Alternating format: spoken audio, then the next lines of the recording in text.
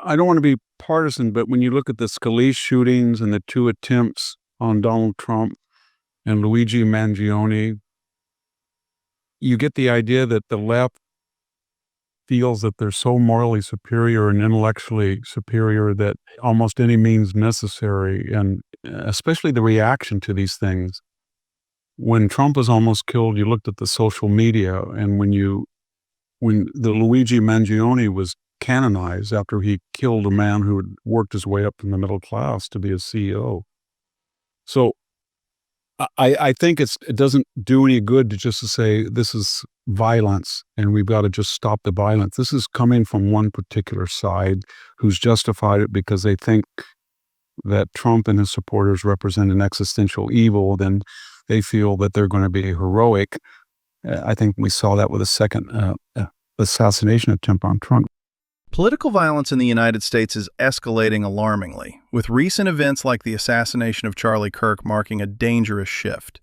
This trend reveals how extreme rhetoric and moral absolutism have paved the way for violence to become a tool justified by some to combat perceived existential threats. The targeting of public figures, including politicians, journalists, and activists, highlights a breakdown in civility and the normalization of aggression as part of political discourse. Experts note that while politically motivated violence is still relatively rare compared to overall crime, the sharp rise in attacks and plots signals a serious threat to democratic norms and public safety. This climate is fueled by divisive language from some elites and amplified online, where conspiracy theories and hatred sustain and spread animosity.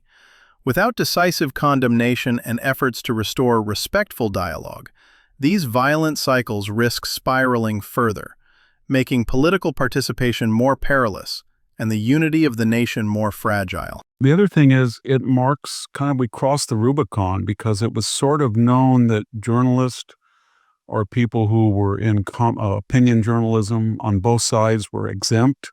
And we didn't, I know all of us, you probably more than I, but if you go to an airport, 1 out of 20 people wants to confront you. But there wasn't anybody really it's not common in the United States to go after journalists. That's what Charlie was. He wasn't just an activist, he was a journalist.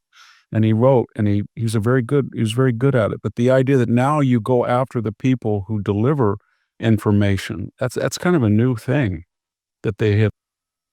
And I just know in the last 3 months, I live out in kind of a rural area. I've been swatted where sheriffs that armed said there was an intruder. There wasn't. They came armed to my door. I've had $90,000 drained out of all my bank accounts by hackers. And I think we're reaching a level now with the vituperation. And we saw that with the shooting on the rail. I mean, the killing of our young immigrant. Yes. And when you start to collate all the things that people have said, white, whether it's on The View or Joy Reid or all of those crazy people, that language of deprecation and vituperation, it filters down. And they're the ones that have always told us that words matter. It's everywhere. I'm believe it or not, I'm reviewing right now a book on classics, and the professor who's on the left has used the word whiteness and white in a book not concerned with race 258 times on a 148-page book, I count them, all about anger and hatred.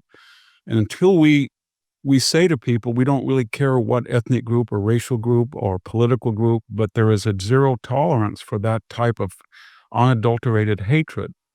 And I just remember after the campaign, after the election, Sonny Hostin got on The View, and the first thing she said is she blamed uneducated white women. I remember that.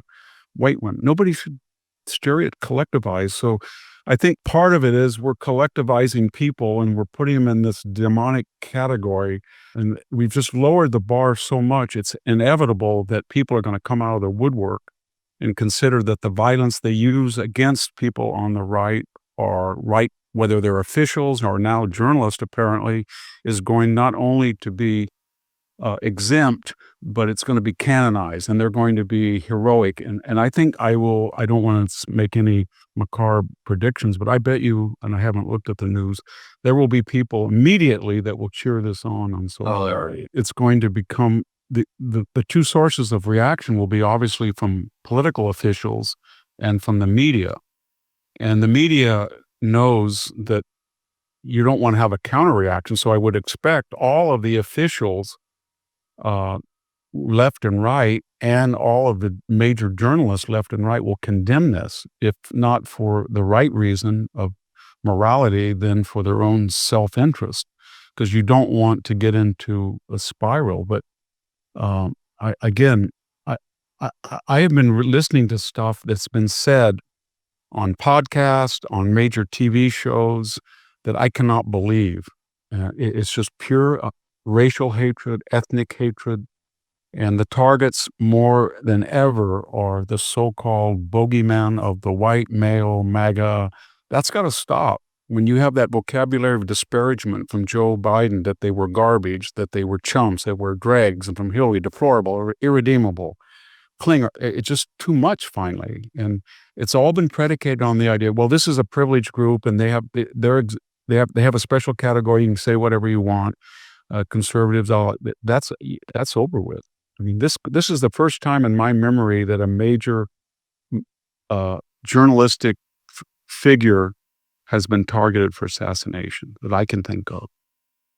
And let's hope it doesn't start something.